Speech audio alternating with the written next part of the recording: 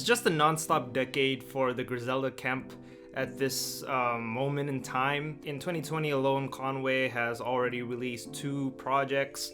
Benny is releasing a project soon, and Westside Gunn just released another project after his arguably very high-profile album Pray for Paris, in which Virgil Abloh himself from Off-White designed the album art. And now he is back with a mixtape. I can't really define what it is. In the Genius tab or in the Genius site that I found, this was listed as a mixtape rather than an album, but in his Wikipedia page is an album. And I'm pretty sure from Westside Gunn himself, he stated that this is an album. So this is the sequel to his previous entry, which is Flygod is an Awesome God, which he released it last year, in which I quite like that project quite a bit, and it might be one of my favorites, not because it was so mind-blowingly different, the way Westside Gunn raps or anything like that. It was one of the few times where Derringer didn't produce the entire thing, and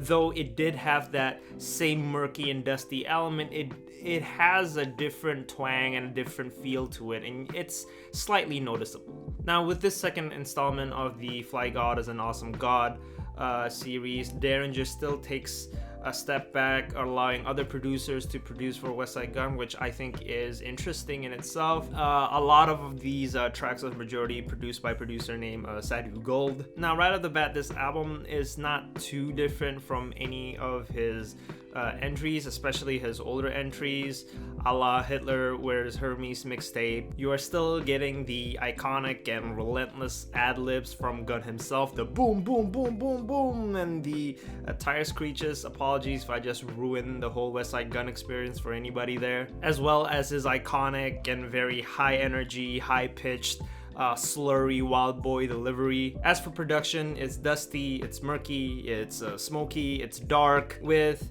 a lot of dark loops, mending it into a coke rap album essentially, and it's filled with wrestling, drug dealing, and designer clothing references. And you might think in the grand scheme of things he doesn't keep it authentic, but credit where credit is due. Westside Gunn, after releasing a slew of releases this previous decade, and as well as the other members in the Griselda camp, they still managed to portray a very authentic drug dealing feel. You believe every word that he says. You believe that he is a drug dealing kingpin and he is the lord of his own street, and he will spend all of his profits on Ferraris and Balenciaga triple S's. But the problem with this album, I reckon, is the same problem that I have with the Hitler Wears Hermes series. It's rustic to a point of a fault, in my opinion. It just doesn't stick out as a project or a body of work that I have to put literally everything down to listen to this type of album. With Flygod is an Awesome God, I think it's because of the production choices, especially with Derringer taking a step back. But with this, even though Derringer takes a step back, I feel like the producers is sort of, I'm gonna just say it, it's a bit interchangeable. And as for Westside Gunn himself, he's not doing anything different with his flows.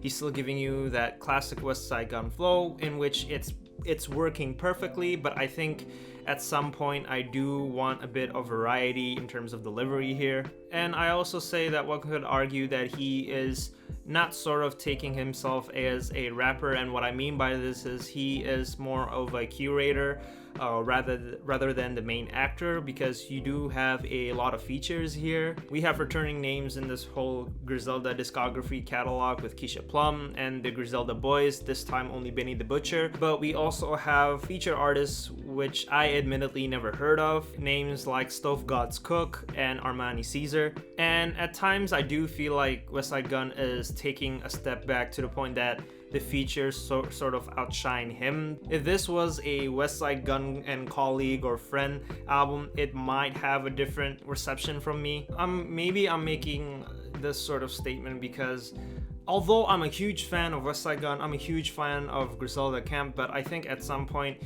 if you release a slew of albums in which you don't tweak enough, you do get a bit, I guess, dazed and wanting a bit more, a bit of a tweak in his style, and he usually does that on his like major albums. His voice can be argued a bit much at some cases, and me as a fan of myself, I noticed this the first time I listened to him, because he has a flow and he has cadence that is undeniably unique to the human ear. Now, I'm not saying that this album is bad. I thought this album was pretty alright. I did have a couple of tracks that I really like here. I like the opener, Michael Irvin, with the chopped and screwed guitar in the instrumentals. It's dark, it's playful, I love it. Everybody think they fly now, but ain't nobody flying.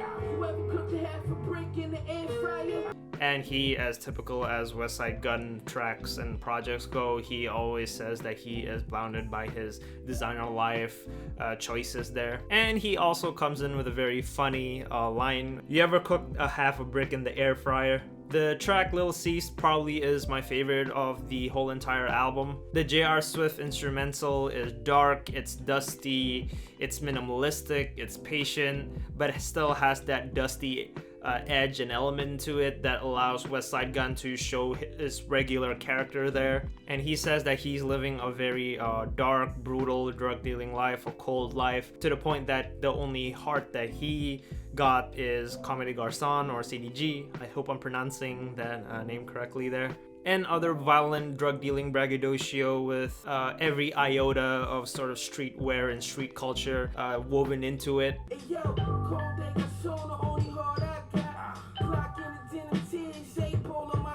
but what really slapped me in the face is actually the ARMANI Caesar feature here. I have never heard of her before this album, and she definitely stole the show here. Her verse, I admit, she doesn't have like a lot of like quotable bars or anything like that, but I think it's just that very violent, sassy, and confident delivery.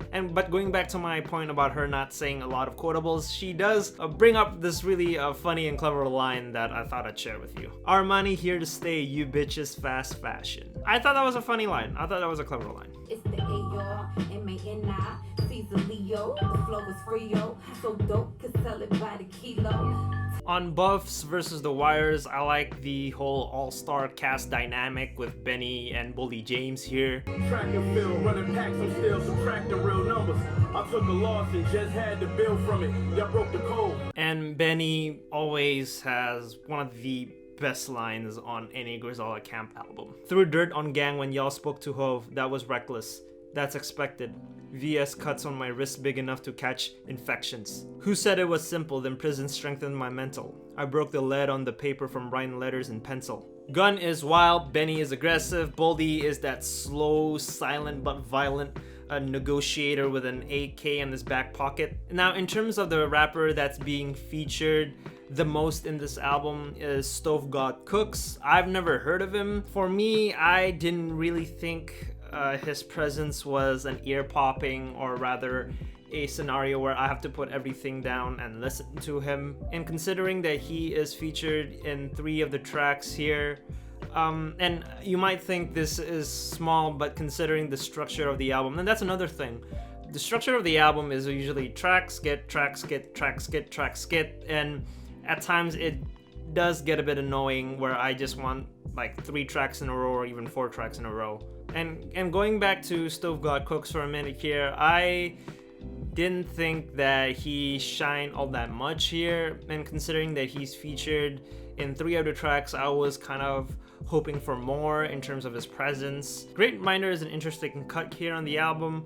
True words, can I get next on the sticks though? I'm trying to whip a little ass and tech in and get go. And that's because of the non-Westside Gunn performance. I don't know who's performing on this track, and from Genius, from Spotify, or anything like that. I couldn't find the names. Please do let me know who is rapping on this track, but I think he has a very interesting flow, interesting cadence. I thought his presence was like Earl Sweatshirt if he is in a parallel universe where he is a drug-dealing kingpin. Because the technicalities of the multi-syllable and internal rhyming scheme, it definitely perked up my ear when I first listened to it. And on the track Rebirth, I thought it was alright. The instrumental is dark, it's minimalistic as usual, but I do like the line where he says, "Ayo, I'm drinking Perignon out of Pyrexis." And I like the narrative where he says that he is a street-wearing enthusiast, killing another street-wearing enthusiast by hanging him while he still has his supreme clothes on. And I can always expect sassy, confident, dark, great poetry from KEISHA PLUM. I love symmetry, so I broke his face in half. The watch TV on all over the lab. Most villainous, my city is the deadliest. New York City notorious like the Congo. Machete to his neck like I work for El Chapo. Torture house down while you and your family asleep. Put you out your sorrow, just call me Plum Pyro. And other than that, I really don't have anything much to give to you guys, to be honest, in terms of criticism. I understand that he's going back to the roots of the more dustier, darker feel of like Hitler Wears Hermes, but I understand the purpose of this album. It is, I think, a very fan-focused album, which is a bit ironic because I am a fan of him. Maybe I get a bit tired sometimes of his voice. But if you are genuinely like a completionist or whatnot, do give this album a listen. I think you're gonna really love it. I think I haven't mentioned this, sorry, in this video. I think with the problem with me with Hitler Wears Hermes is the production was a bit too minimalistic for me. I understand it's more darker, more grimier, more dustier, but there is a limit that I can sort of handle, and Hitler Wears Hermes wasn't, to me, all that, in my opinion. I prefer his like full-length album like a Flygod or Chris Benoit, or a Pray for Paris, or a Flygod is an Awesome God 1. I think my favorite being Flygod is an Awesome God at the moment. I was genuinely interested, but again, it just sounded like a Hitler Wears Hermes series where I just felt that series of mixtape was a dark and dusty element to its rawest form, to the point that I think it's a flaw. And that's it for my review of Flygod is an Awesome God 2 by Westside Gunn. I think it's alright, but please do give this album a listen if you are sort of that completionist. And yeah, that's it from me. Don't forget to subscribe, like, share this video. Don't forget to follow my Instagram account if you are interested for more content, and I will see you guys soon, and stay safe. Peace!